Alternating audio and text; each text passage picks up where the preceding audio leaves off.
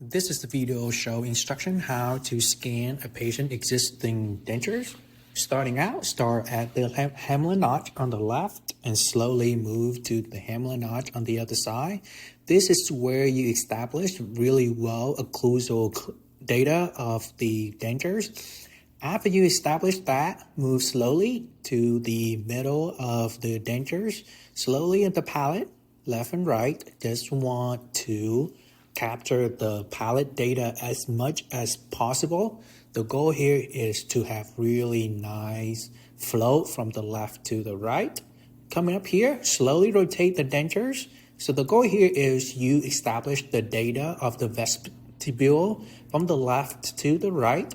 This one here is slowly move the data really slow in one transitions. Establish a little bit of the record. From then, go up to the CEJ slightly. Right there, you need to have the relationship between the base to the facial of the tooth really well.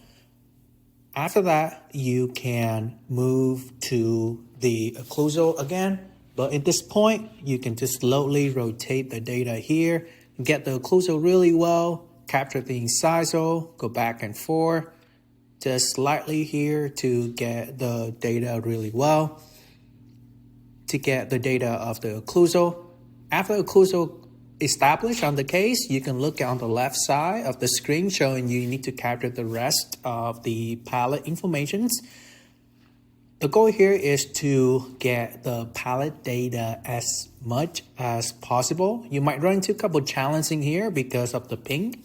It's hard for the data to recognize where is the information is for them to stitch together properly.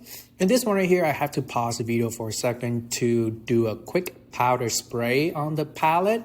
And you can see real quick here, after I do the powder spray, the data has no issue, just pick up really fast on the palate of the dentures. And move slowly from the left to the right to get that nice flow. And I hope this video will help you how to scan the dentures.